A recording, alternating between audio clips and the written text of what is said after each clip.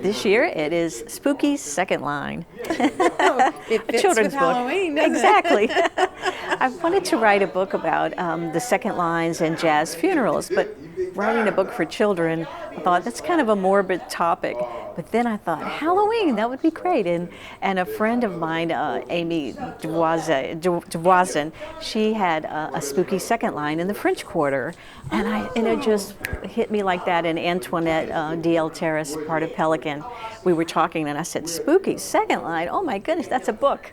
So I wrote about jazz funerals to teach children in a fun way, and all the characters, all like the pumpkin and all the musicians in the second line band, and then the community joins in.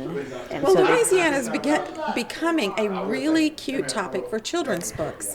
so many children's I books. know. I mean, it's because of our rich culture here. It's just the topics are endless. I mean, you just every day you go, oh, I wish I'd have thought of that one. That's a good one, And we have so much heritage. We have the legends and lore and Cajun folklore. So it's just a life spring, to draw from. Did you always want to write children's books? I did. I started out writing children's poetry and children's songs, and then it sort of just went into writing children's books. And my friend Debbie Kader asked me to. She really liked one of my songs, "Today Is Monday in Louisiana," and she said, can I illustrate that and make it into a book?" Sure, it'd be fantastic. So she sent it to Pelican Publishing, and that's how it started with Today Is Monday in Louisiana, and it's just been rolling. Well, I know then. this is not your first time at the Louisiana Book Festival. No. So tell us about this festival and why it's so great. It's an amazing festival. It's one of my favorites because it's a festival. We love festivals in Louisiana, so we'll have a festival for everything, And so to have it about a book is amazing. So to have this many authors in one place, and what I like, because I'm a children's book author, I like that children can come with their families and they can talk to an author, and really meet that author there, and they can get us an autograph. And for me as an author, I like meeting other authors and getting to see families come up and having a camaraderie with other authors.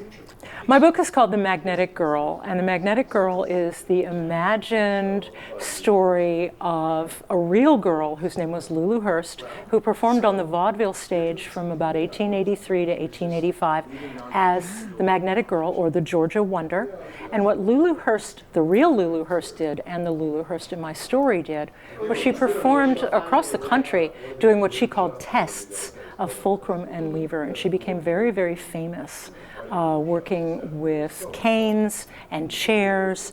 And what she was doing was manipulating people's ideas of power and electricity and magnetism at the end of the 19th century, when these things were new, when electricity was new and a little scary. And the real Lulu Hurst was a fantastic figure and an amazing figure. And my interest in her led me to wonder something that wasn't available in the research, which is, why'd you do it and why did you quit? Well, what's curious is, where did you get this inspiration from? I mean, Yeah. Did you get it in school? Was she someone you had studied? No, Lulu Hurst is one of these people who, and I love stories of forgotten American history. She was crazy famous for about 18 months and then just disappeared. She married, had kids, and just became a society wife. But I found out about Lulu Hurst because about 10 years ago, my mother sent me a digital clipping from a magazine called Cassier's Magazine, which was an electrical engineering publication from the 1890s. And my mom just sent it to me as this sort of random, look at this crazy story. And it was a story about Lulu Hurst and what she had done, and this magazine was debunking her. Here's this teenage girl who said she could conduct electricity with her fingers, and of course she couldn't. And I was going, oh, really? Who are you, Lulu? Wow. So, yeah. Yeah, so and from that, this book evolved. The book evolved. Took me about 10 years to write it. I was doing other things. I was working on a nonfiction book. I teach full-time. But the research on this book was fantastically fun. Lulu Hurst wrote an autobiography, which I found, a Vanity Press piece, and I read it. And I also found online and in historical societies period newspaper clippings that covered her shows. She performed in Atlanta, in New York, in New Orleans, in Chicago. So her press, I read her press. And I also did some physical research. I went to where her house had been because she grew up in Cedartown, Georgia, which is about 90 minutes from where I live in Atlanta. So, Well, yeah. have you always written? Magnetic Girl is my third book. It's my first novel.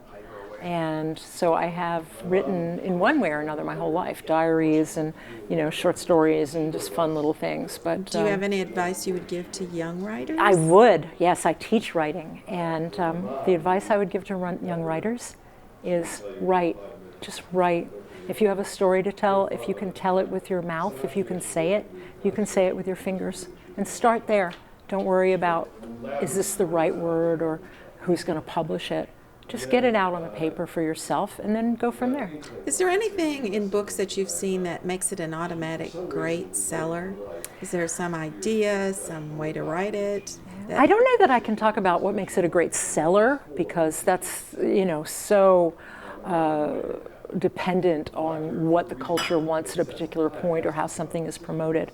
But I think that a story that has multiple levels is a really good story to read. And by story, I mean nonfiction and fiction. On one hand, it's about, a girl on the vaudeville circuit in the 1880s. So that's one level of story.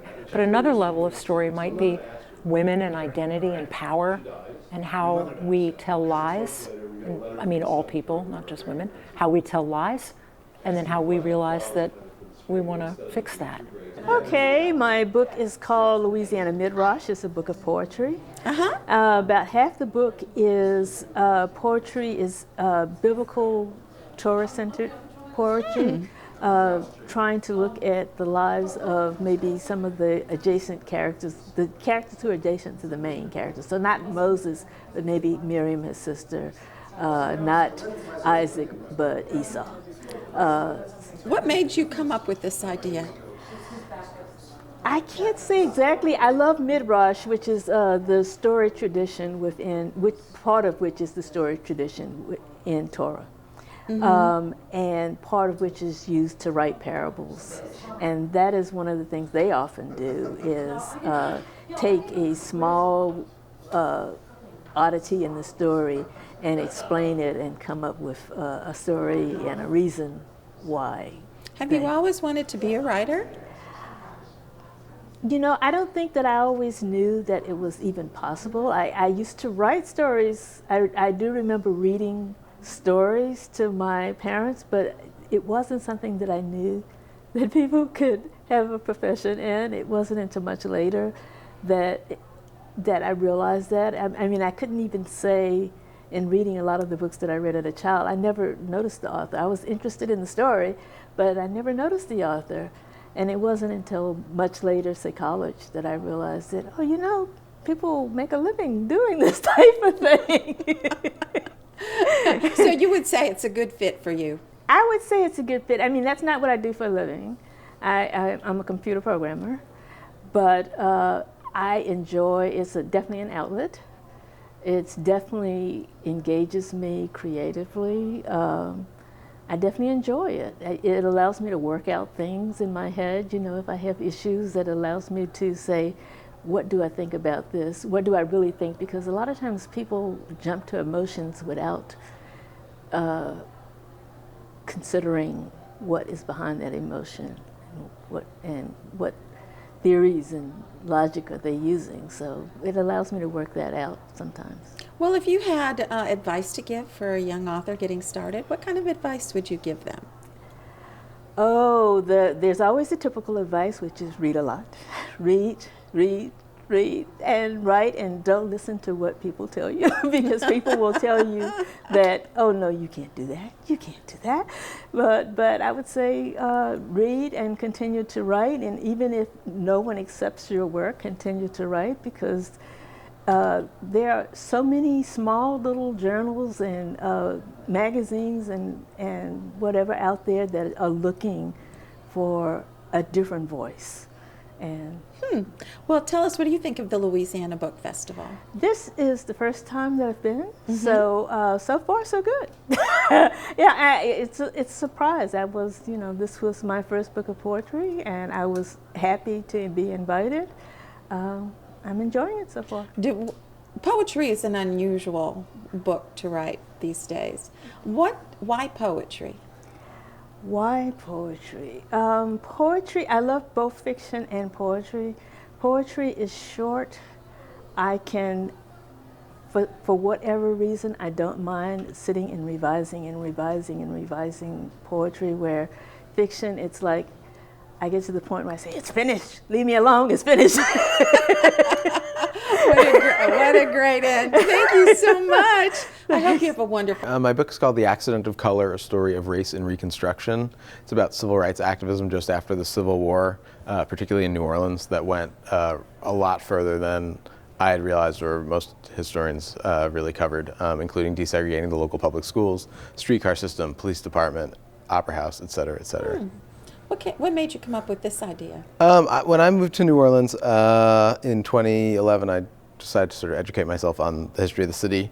I do have some very tangential family in New Orleans, but most of my family is from Birmingham and Atlanta and other places. And I just did a lit search for articles about the school desegregation of New Orleans, I thought, in the 1960s.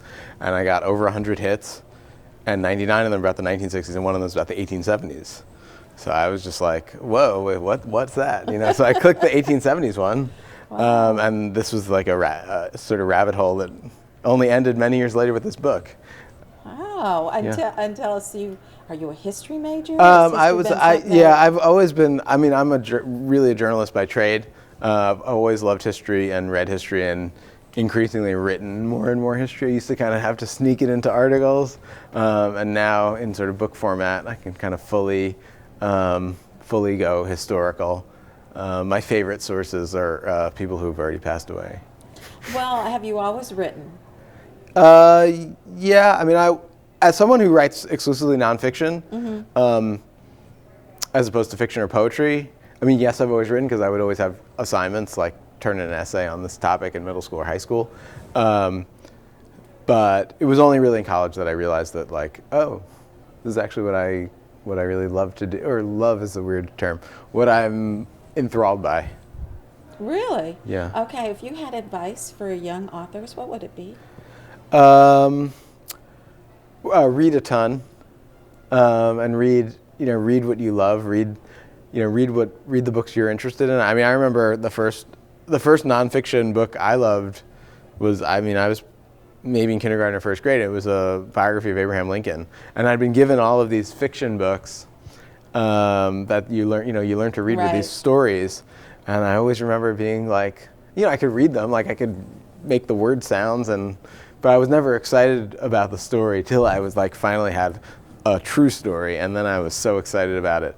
So yeah, read what you love, and if what you love is nonfiction, like, don't feel bad about that. Embrace that. Well, when you wrote this book, what surprised you in your research? Sure. I mean, the initial surprise was just that there was essentially a full-fledged civil rights movement in New Orleans in the 1870s that was ultimately defeated, but fought long and hard, really well beyond the collapse of Reconstruction into the 1890s even. Streetcars of New Orleans are not resegregated until 1902.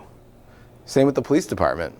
By the time the streetcars in the police department of New Orleans are resegregated, there are like a handful of little old ladies and little old men who can even remember an all-white police department or a segregated streetcar system. So that surprised me. It's sort of both inspirational and somewhat terrifying too. You kind of think about what we might be taking for granted in our own time too. Is this your first time at the Louisiana Book Festival? It is my first time at the Louisiana Book Festival. It's my third book. It's my first book specifically about Louisiana. So I'm really excited to be here, and I've been really heartened actually by how embraced the book's been by the community in New Orleans in particular.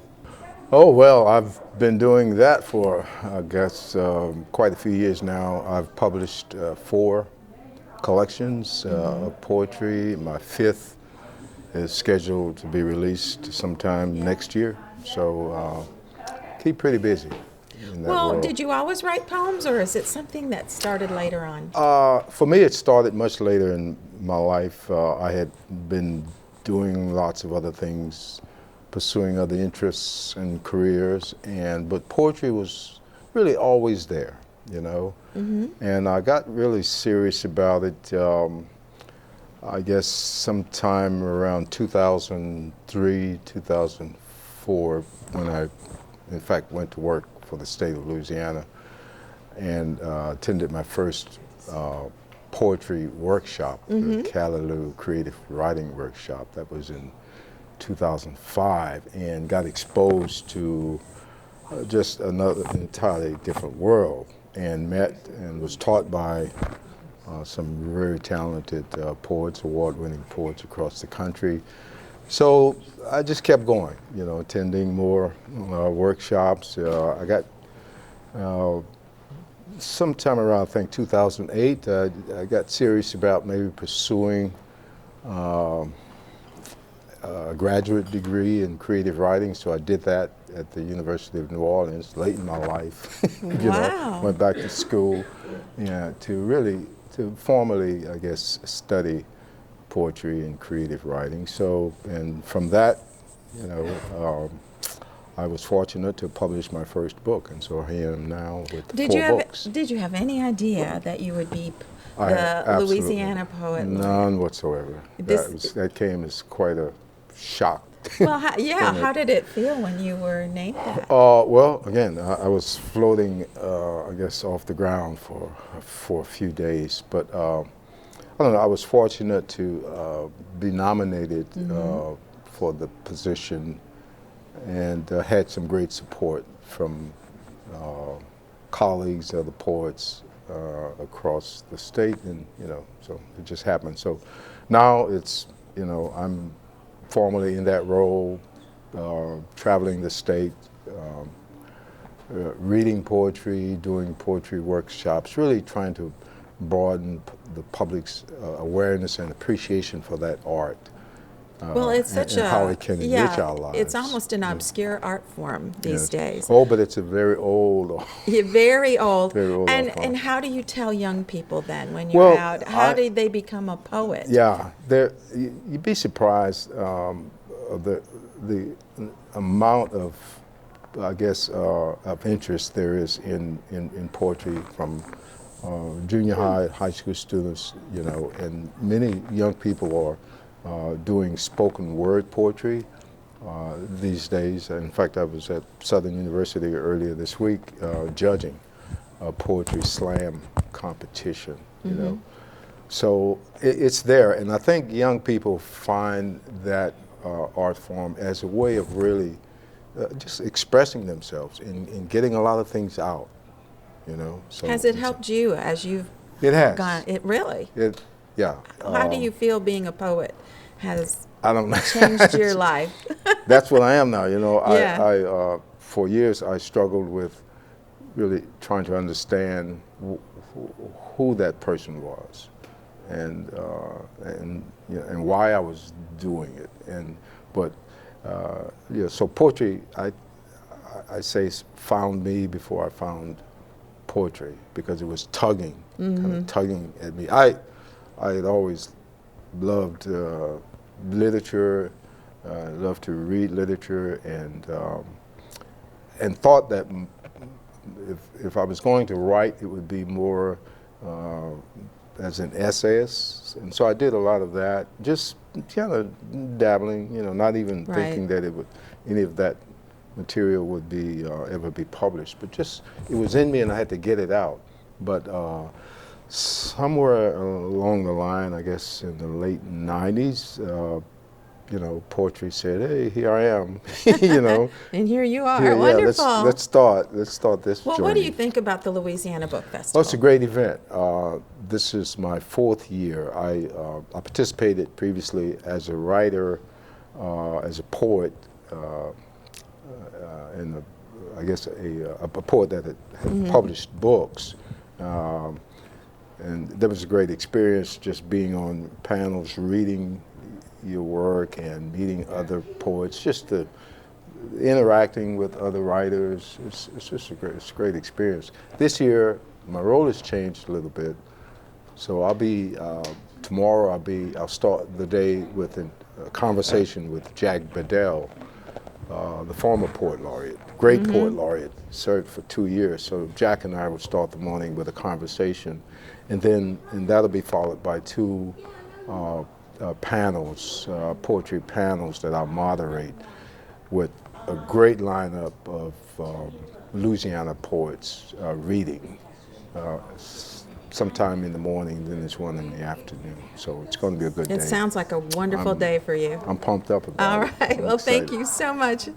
So I'm the editor of an anthology called What My Mother and I Don't Talk About. It's 15 writers writing about, for better or worse, what they don't talk about with their mothers. And it's it's based on an essay I wrote that I spent well over a decade working on about my mom still being married to my abusive stepfather. And it took me many years to realize that what I was actually trying to write about was the fact that I'm a daughter longing for a better relationship with my mom and the fracture that this caused in our relationship since she's still married to him. So the book is there, it's very uplifting in certain parts too. It's not just, sad stories. I had a bunch of wonderful writers writing about things that they can't talk about or couldn't talk about with their parents in circumstances where like their mothers are no longer alive.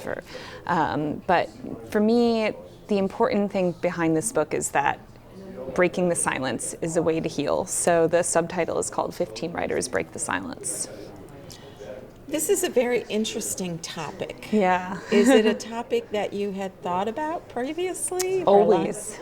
Really? Yeah, I mean, it's kind of it's been the story that has kind of been inside me for years now because the complicated relationship I have with my own mom is one of the most painful things in my life. And the opening line of my essay is, our mothers are our first homes. That's why we're always trying to return to them, to have a place where we belong or where we fit. And I feel like I've always been trying to return to my mom somehow. And I've realized that the title of my essay, What My Mother and I Don't Talk About, really struck a nerve with a lot of people. Yeah, I was going to ask you, what has been the response to this book? So many people have told me that it fills a need for them that they haven't seen before of looking at mothers as multidimensional human beings rather than putting them up on some pedestal. The idea that mothers can be flawed, mothers can be complicated, mothers are human beings too. And so my hope with this book is that it will allow for conversations, even if they're painful, conversations between mothers and children to break these what can be toxic silences. That can be helpful. Yes, yeah, in their lives. Exactly. And in one case in this book, one of the writers already really had this incredible moment with her mom where there was healing involved. So she wrote about growing up in an immigrant family with a mentally ill mother, and she wrote about what that was like. And in an immigrant family, of all families, like, it's really not okay to break these kinds of silences. So this sounds like a book that could have a lot of sequels. yeah, it could be. But she sent this essay to her mom before the book came out and was very scared of what her mom would say. And her mom wrote back a beautiful email saying, "I'm so proud of you. This essay is going to help a lot of people." And it's really helped them heal in their relationships. So we included that as a postscript in the book after that essay. So that's just one example of the kind of power that breaking silences can Was have. editing it kind of cathartic for you? Yeah, cathartic, but also I've also needed a lot of therapy this year too. I mean, it is therapeutic to write, but it's still, you have to process a lot of this stuff off the page too. So. What do you think is the best way that you can characterize being an author? What is so great about it? Well, I've wanted to be an author since I was a little kid, making up stories about the lake that I grew up on that was supposedly built over an Indian burial ground. So I was always obsessed with ghost stories and making up stories about those ghosts. So I think the best part about being an author is being able to base your life around storytelling. Stories are what defines our lives, right? We're always trying to make sense of our life through stories. So I was here 4 years ago when I was promoting a book, an anthology of my obituaries called Getting Off at Elysian Fields. This time I'm here because I am an author with Susan Langenhennig, Danielle Del Sol, and Chris Granger of a book by the Preservation Resource Center called Building on the Past, Saving Historic New Orleans. It's a coffee table book just in time for Christmas and Hanukkah and Kwanzaa about not only beautifully restored buildings, but also about ways to restore historic properties if you don't have a boatload of cash. And because of my background in writing obituaries, I was asked to write 7 obituaries of departed buildings, which makes sense because they were, well, most of them were gone before there was a preservation movement in New Orleans. And then 2 just fell. One was a Katrina casualty, the other was a casualty of greed, the Rivergate. And it's been an interesting journey. The research is fascinating. And the thing, I think buildings, like people, have personalities. I have the advantage of knowing some of these buildings that have been razed, the old St. Charles Hotel, the old Main Library, and I remember them, and people need to appreciate what we've lost and also the importance of keeping what we have. Not clinging to every structure, but holding on to the historically and architecturally valid buildings so that we shouldn't lose them. It's tough because New Orleans is not a rich city, but the Preservation Resource Center has shown how preservation can be achieved with a bunch of good members who will donate money, plus the ability to attract grants, all sorts of grants, to help make buildings viable. I mean, Anne Masson, who lives in the French Quarter, she and her husband, Frank Masson, an architect, bought a house that had been built 2 years after the Louisiana Purchase. Oh my. Oh yeah, and they brought that sucker back, and it is gorgeous. It's in our book. And then the Wedding Cake House on St. Charles Avenue needed a lot of work done, and that's in the book. That family poured a lot of money into that. And then Treme, which is the oldest African American community in the United States, there's a wonderful couple, Adolph and Nadja Bynum, who are restoring Treme house by house by house. They care. They also know good investments when they see them. Wow. Yeah, those people, Adolph and Nadja are a wonderful couple. I mean, all you need to know about them is this. When they were recording, their dates were at Home Depot. Yeah, it was kind of like flip or flop, huh? Pretty much. And so they are passionate about saving buildings and restoring them and putting them back into commerce. And that's what the PRC is doing. It's not, this book, if it proves nothing else, it will show that it is not just an organization of women with white gloves who live in the Garden District. There are people all over the city who are doing this work because they care about the heritage and the culture and the architecture. What is the name of the book again? Building on the Past, Saving Historic New Orleans. Wonderful. The authors are Susan Langenhennig, Danielle Del Sol, yours truly, John Pope, with photography by Chris Granger. It is gorgeous. It is a coffee table book, and the Preservation Resource Center is publishing it, and proceeds from the sales of this book will underwrite future publications. So that's an extra incentive for us to get out there and just hustle the daylights out of this book. First, I'll say I didn't want to write it. I'm a novelist. I had written 3 novels and had a great time. I loved it, and I was going to write another novel. And I went to the Tennessee Williams Festival, and I was on a panel, and I did a little essay about Vietnam. And Robert Owen Butler came up to me and he said, "Bev, do you realize no women have written about being in the war at the home, back home?" And I went, "Well, I didn't think of that." And he said, "So you need to do it for the wives." I said, "Well, I don't write memoirs." But then some of the other wives said the same thing. They said, "We're ain't right. You need to do it."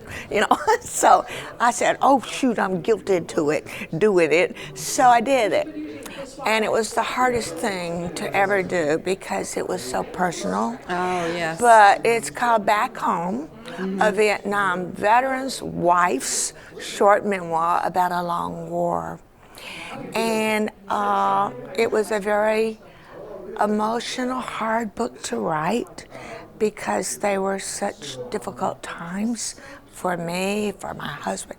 My husband was in Vietnam for a year and then for 2 4-month tours and then back for several others.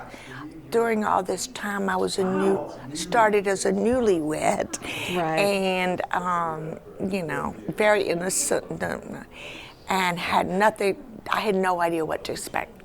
So the book is about that beginning through the whole war and what happened through the war for me and for him. And so this was a memoir that was started after you were an author. Yes. Already. Yeah, that's why. Have you always been an author your whole life, or was it something you started? You could say that, but I didn't publish my books till I think the first one came out in 2002. But I thought I had a hobby. My husband played golf and I wrote. I got a hobby, you got a hobby. But now I realized, I had it. Actually, I took a class by mistake. I was going to take poetry, and this creative writing class was available, so I just took it, saying, well, whatever. And this guy looked like Robert Redford, so I'd stayed, and he told me, "You're a writer. This is you need to do this." And so then I started pursuing it, and in no time, I got an agent and had a publisher, and all was great. Well, what kind of advice would you give new writers, young people? I would tell them that you don't expect success right away. Be patient. It will happen if you believe in yourself and if you keep trying, because it's not a sudden thing like all of a sudden I wrote the best book and everybody loves me. It's not like that. It's like you have to earn your readers' respect. And so that's a difficult thing to learn, I think. Wow. But I taught. I was the writer in residence at Southeastern Louisiana University, and I got the great opportunity to teach other writers, young writers. Well, since you are from Louisiana, tell us a little bit about this book festival. This one, I think I was at one of the first ones. Jim Davis and I go way, way back, and we have supported and loved this festival for many, many years, and I think it's got to go down. It's not going to be as good, and every year it's better. It's better. It's better. I'm going, oh my gosh, they did even better. Wow. So I love it. I love this festival. My book is called Rebel Girls, and it's a young adult historical novel set in Baton Rouge in the early 1990s in the aftermath of the Operation Rescue anti-abortion protests. It's about two sisters at a Catholic high school. One is pro-choice, the other is pro-life, and it is the story of what happens after the pro-life sister is accused of having an abortion during the course of the protests. Yes, and so... is any of this based on truth, or...? I mean, the protests actually happened. They are part of Baton Rouge history, but no, the story itself is completely 100% made up. So what was your inspiration for the story? My inspiration, there were a couple of them. One of them is that I wanted to be able to explore a controversial topic through two very empathetic, very different characters. Because I think it's a topic that we easily lose sight, no matter which side you're on, of the humanity of the other side. And so I wanted it to be about sisters who do deeply love each other if sometimes they can't agree with each other at all. So that was one thing. And another is that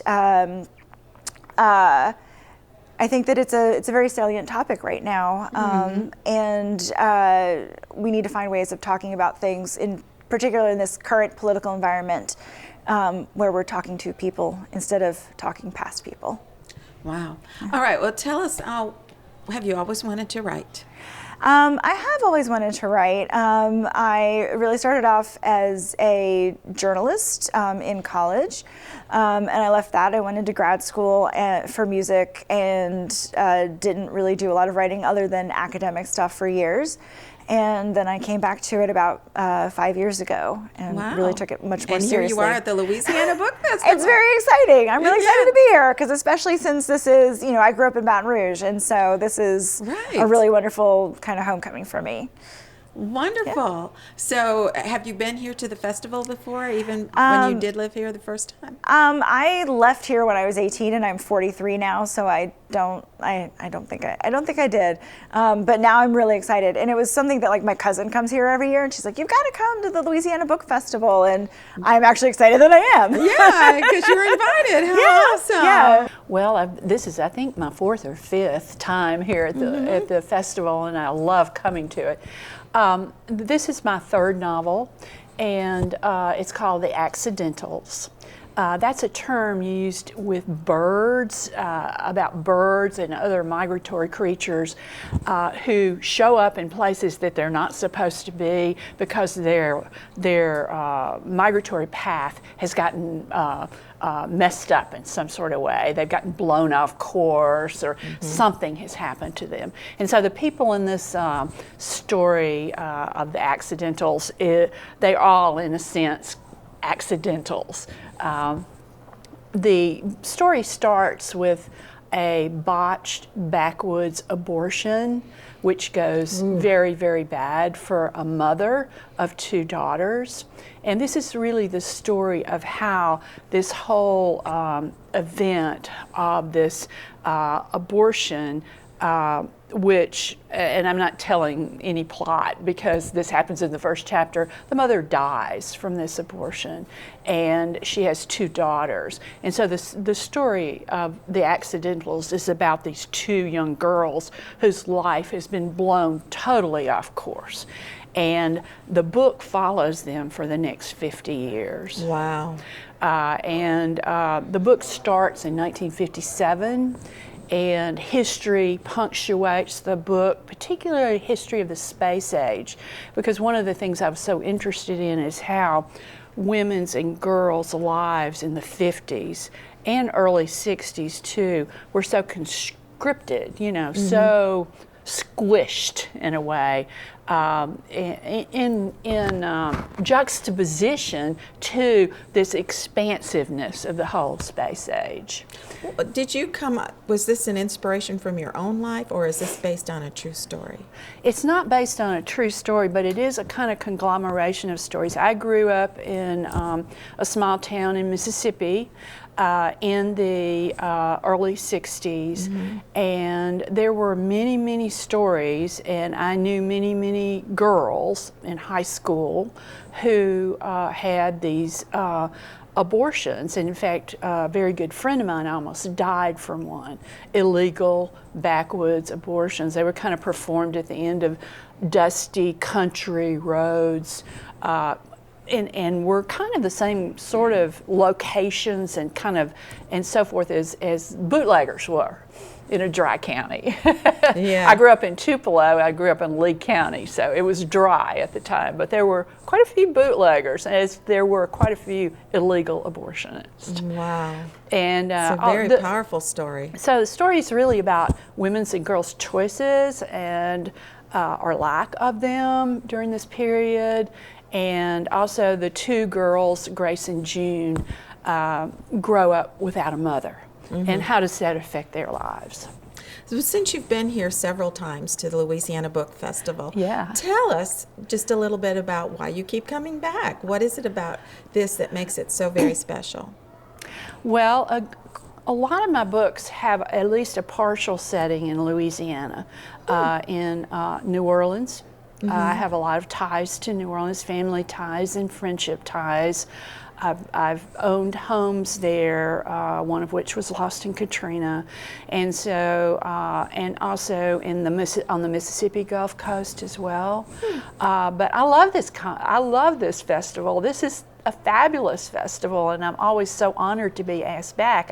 I was here last year for my novel Promise, which came out in 2018 about a historic tornado in Tupelo in 1936. My book is called American Advertising Cookbooks: How Corporations Taught Us to Love Spam, Bananas, and Jell-O.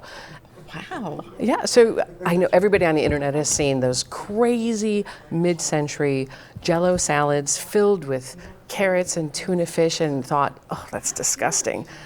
But there's more to the story than just that. I mean, it came from a place. And so the book is about that origination of the development of American cuisine, the economics, the history, the politics, the women's history, all of that wrapped together kind of tells a story of how you can get to Spam. How much research did you have to do to get all that? A lot. I'm also a cookbook collector, so it made it a little bit easier, is that I have a natural passion for it. I was really interested. And so I have a fairly extensive cookbook collection, both regular cookbooks and advertising cookbooks, as well as, historical cookbooks. What did you discover that you didn't think you would? I guess for me, the new discoveries was that nothing has changed in human behavior, that food has always been about identity and control, and from Leviticus, that the prescriptions against eating certain kinds of foods, there's always someone who wants to be an expert, who wants to control you and tell you what to eat. Really? That is fascinating. What organization made those decisions for us when we were children as to what we should eat? If we think about it from a mid-century point of view, if you're, say, born after 1950, right? Women were starting to work more outside the home post-World War II, and the technology advanced in food production, allowing for freezing of frozen foods and freeze-dried foods and all of this technology. And so we were told that anything could be healthy if you just injected vitamins into it. So, and anything could be a good meal if you just defrosted it. So now we know that that's not necessarily true, that the white bread, you can say you put vitamin D in it, it does not make white bread, Wonder Bread, healthy. The same thing with all the overprocessed foods we eat today. And that would be one of the examples of how the corporations kind of taught us to eat badly. And that, in turn, our parents taught us to eat badly. Right. So Wow. I never blame mom and dad. I blame the corporations. So what made you come up with this wonderful idea? I think it's a lot. It was a response to the popularity of all those mid-century cookbooks, and on the internet people would again share those images without understanding that the history behind it was really one interesting and it's a little sinister. Did you always want to be a writer? Always. Always, even as a child? Yes. Wow. What do you think about the Louisiana Book Festival? This is my first time in Louisiana. Yeah. When I left this morning, there was a half a foot of snow on the ground in Wisconsin. So far, walking around town, it's been just perfectly lovely. Yeah. So I wrote a book about one of the most infamous Supreme Court cases in history, one we don't like to talk about, Which called is? Plessy versus Ferguson, which takes place right here in Louisiana. Really? It's a Louisiana case out of New Orleans. And what is that case about? Well, it's a case that we today make it synonymous with the separate but equal doctrine. Words that, on the other hand, that don't appear in the actual decision. But it became famous because of the 1954 Brown versus Board of Education decision that overturned it. And it was a law passed right here in Baton Rouge that mandated separate railroad cars for white and black passengers. So it's not a legal story. I don't tell it that way. It's not a constitutional history. It's a story about the people caught up in the case and the reverberations in their lives and going forward. What made you come up with this idea that this is what you wanted to write about? Well, there were three things, really. One is that I'm a journalist. I've been a journalist for 40 years. I've written other books. And I felt like I really did not understand what I believe to be our national conversation, which is a conversation about race. We're either talking about race or we're avoiding talking about race. Okay. And so I felt like, having edited a lot of stories where race was a factor, I felt like I should go back in history and understand the roots of that conversation, which are rooted in both slavery and racial separation. Racial separation is a 19th century idea. The second reason is that when I was a young guy, I read a book called Gideon's Trumpet about the case Gideon versus Wainwright. You know it today as the reason why a poor defendant who can't afford a lawyer gets a lawyer. This is the case that mandated that. And it's a wonderful tale about how an ordinary person goes to the Supreme Court and what that tells us about America. And when I was 20 or so, I thought I could write a book like that someday. I only waited 45 years. Wow. So this has really been a lifelong dream to do this. To do a book like this, yes. I mean, the other book I wrote was a book about my own family and a family secret that my mom kept. Wow. That was the first book I wrote. But this book is not about me, it's about America. Well, what kind of advice would you give to young authors that are just getting started since you've Don't been start by writing a book. Now, the writers often, I did a workshop here at the festival today. Right. And we talked about writer's block. And I said, writer's block is not a medical condition. There's something that's happening that's preventing you from telling the story that you want to tell. And I said that for me, writer's block occurs when I don't know what I'm talking about. Since I'm writing nonfiction. Yes, you do know what you're talking about. Well, I don't know what I'm talking about. It means that I haven't done the research. I think I've done the research, but actually when I'm trying to write the scene or whatever it is I'm communicating, I realize I don't know it as well as I should. So I have to go do more research. That's how I get over my writer's block. Oh. So what I would say to a young person, one is, if you want to be a writer, be a reader. And when you want to be a reader, study the way other people have written something that you like. Why did it work for you? Why did it make you feel emotional? What caused you to keep going in the story? And you'll probably discover a way for you to tell your story. Wow, that was really wonderful to say it that way. All right, well, tell us, what do you think about the Louisiana Book Festival? Well, you know, the list of authors is amazing. I'm in awe of my fellow writers. I'm glad to be a part of it. I think that it's wonderful that it can take place within the state capitol building. For me, that's particularly important because the law that the Plessy case is about was enacted right here in the state capitol, not this capitol building, the old capitol building. The state library being in use, I think it's just a great display of the riches of Baton Rouge and Louisiana. My debut novel, I'm Maurice Ruffin, and I wrote a novel called We Cast a Shadow. It was published by One World Random House. Came out in January, and it was a New York Times Editor's Choice for that month. Wow. And the book is about a family living in the South in the future, 50 years in the future. It's kind of satirical. It's also dealing with race, and it's a very interesting book in that I try to speculate what's going to happen to America, in a few decades from now. What about the water? Is there going to be more water in Louisiana? Oh my goodness! Yeah, I mean 50 years?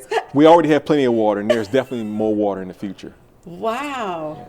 See, you're already predicting that. Mm-hmm. Well, what made you want to be a writer? Well, I love to read. I think that storytelling is such an important part of the human experience. Children, you don't have to beg them to tell you a story. When they come home from school, they want to tell you about their entire day. And so I think as writers, we just tap into that same joy and we put it down on the page for other people to experience. So what you're really saying is you haven't lost your joy of childhood. That's exactly right. That's what I'm saying. Is that what you would tell a new author that's wanting to write? You would say you can't lose your childhood. That's it. Yeah, I mean, I think that writers need to understand that, writing is a joyous thing. And if you're not having fun, just keep changing until you find a way to write that is fun for you. I always enjoy my writing sessions. Well, tell us a little bit about this Louisiana Book Festival. Well, it's a great festival. I've been here a few times before. This is my first time as somebody who's published a book, but I've been involved because of stories I've published and because of my writing group, the Podunk Writers Alliance from New Orleans. And the festival always has a great turnout, a great mixture of writers, great events, great food, and you always leave feeling like you've learned something and had a good experience. Wow. So I have two books that are actually on the board. My book that sort of represents the festival today is Aging Out, which won the 2019 Teen Reader's Choice Award. Oh. And so, but that's my life story from about 18 until about 2016. So my struggles trying to, find my way. So I was a foster kid most of my childhood. And so when I graduated from high school, I just kind of fell apart because I didn't have a support system. Wow. Well, tell us about being a foster child. What did you bring to this book that nobody else can find? So the first thing I tried to do was be completely transparent. So I wanted people to get like the inside view of what it's like being a foster kid. I also wanted for children and adults who read it to understand that you're not by yourself. So a lot of people hesitate to talk about their struggles because they feel like they're on their own. So I did not paint myself as a superhero. I wanted to be transparent so people could connect with the feelings and again, let them know that you're not alone. Well, when you were young and a foster child, did you always think you were going to write a book? No, so I struggled. I mean, I struggled reading, and then I found out the second time I was in college that I was dyslexic. So I grew up my whole life thinking I was dumb. I mean, I really did. And so once I found out I was dyslexic, then it sort of changed my perspective, and never really dreamed of writing a book. I just had an interesting story to tell, and so the writing part came second. So when you started writing, what was your inspiration to get started? So I'd written kind of poems as I was a child growing up, but I remember going to speak at a assembly with kids, and after I spoke at the assembly, a lot of the kids, like 20 or 30 kids, came up and told me that they were foster kids or they had been in foster care. And so that was my sort of inspiration to write the story and to have kids have something that they could, take home with them that they could relate to. So that's really what got me started writing the book. What would you advise young writers? What have you learned in writing this book that you think would be helpful to someone who wants to write a book? Just don't believe everything you hear. So the first thing is just to write your book. Tell your story, use your own voice, don't try to mimic anyone else, and then believe in yourself. Do the best you can to surround yourself with people that are going to be encouraging, but at the same time, honest with you. But the most important thing is just to write your story and again, to be transparent about how you feel and what you think and let that come through your writing. Has anything really helped you succeed to actually get your story out there? Like anything that may have helped you to push you along and get it done? Because some writers have a lot of struggle with getting that little extra push to get the book actually So I'm probably the most non-traditional writer you'll ever meet. So when I was writing my book, instead of outlining the chapters, I broke mine down into little stories. So little bitty segments and memories that I had, and I put them in, chronological order. Once I got them in chronological order, I literally jumped back and forth on whatever I felt like writing. So on Monday, I may write about something that I experienced when I was 6. And then on Thursday, it may be something that when I was 17. My motivation too to keep going has always been my children. So I didn't have a dad growing up, and I wanted to show my kids that you can do anything you set your mind to. Doesn't mean it's easy. And so when I felt like giving up and frustrated, I just pictured my children, and that kept me writing.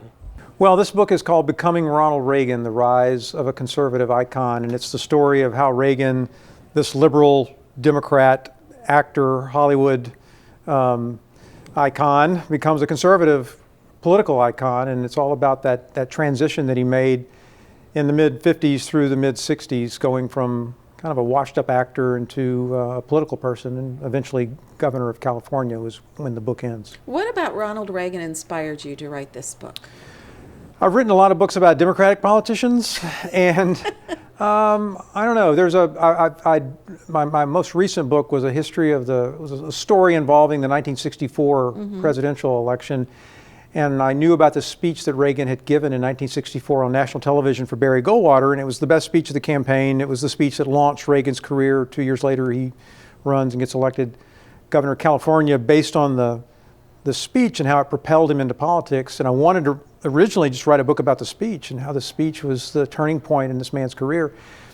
And as I began to do the research on the speech, I realized there was a better story, which was how did he get to the speech? How did he become the person who was able to give the speech? And so I really just started pulling at strings, and what came out was a much more interesting story about how Reagan in the 1950s and early 60s became a conservative. Do you think acting helped him?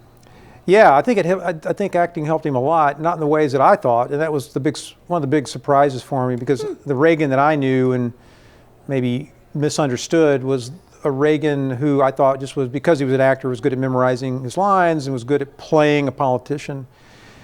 And what I learned was that maybe there was some of that, especially when he was president, but when he was starting out, his acting helped him because he was very comfortable in front of a crowd. Yeah. He was very good at memorizing his lines, and because he was good at memorizing his lines, he didn't need to speak from a printed text like a lot of politicians do, so he was able to keep his eye on his audience all the time. And I think as much as anything, he became a good politician because he read his audience as well as any politician ever did. He always had his eyes on them. He always watched their reactions to what he was saying, and so he was always adjusting his speech, changing it, throwing out this story, putting something in, taking this anecdote out, putting this better anecdote in, and he could see in real time how his speeches were going over. And he, over about a 10-year period, in these training grounds of giving these speeches in these small towns around in rural America, you know, he became a really skilled politician, a very skilled and effective speaker. But it wasn't that he was acting, it was because he was using his acting skills and relating them to this new way of life. Well, tell us, what made you want to be a writer? I started out as a journalist. I was a newspaper reporter, and then got into politics and missed the writing. So I was working on Capitol Hill and working in politics for 20 years, and lucky enough to have worked for politicians who let me write on the side and were supportive of me writing about politics while I was also working for them. But I got into it because I missed the writing. I loved journalism. I loved writing, and I always have loved writing. And so I found a way to do it. I just found a way, even when I wasn't doing that for a living, I found a way to make it my living. Would that be some of the advice you would give to young authors today when they would say, how can I become a writer? Yeah, I tell people, I tell my students, I teach writing now at LSU, and so I tell them you just got to, first of all, you got to read. You can't write, I don't think anybody wants to write unless they also read. It's not, you don't want to create words unless you're a consumer of those words. So I tell them, read good writing, read a lot of different writers, a lot of different styles of writing and genres, and I mean, I love fiction, and I use a lot of techniques of fiction in my history writing. You want to tell a good story, you want to draw people in, you want to borrow those techniques. And the other thing I tell them is just, you've got to just do the work. You've got to sit down and write. Books don't just spontaneously appear on a page. You've got to pound out the words. And so I tell people all the time, if you want to write a book, you've got to be willing to sit down every day for about 100 days and write 1,000 words a day. And that's how you write a book. You just do it one day at a time, 1,000 words, maybe 500 words the next day, but you just keep plugging away. And after a couple hundred days, you've got a book on your hands, or at least you have the first draft. Wow. Tell us, what do you think about the Louisiana Book Festival? Well, I love it. I've been on the board of the book festival since its inception, so I've been doing this for a long time, been supporting the board, been supporting the book festival, been involved in the book festival in all kinds of ways ever since it began, and I think it's one of the best things we've got going in Baton Rouge and in Louisiana. It's great for me to come out once a year and see 25,000 people who come down just because they want to read books, just because they want to meet the authors and just celebrate books and writing. I mean, it's a wonderful thing that we've got this here, and that people in this community and in this part of the state support it like they do.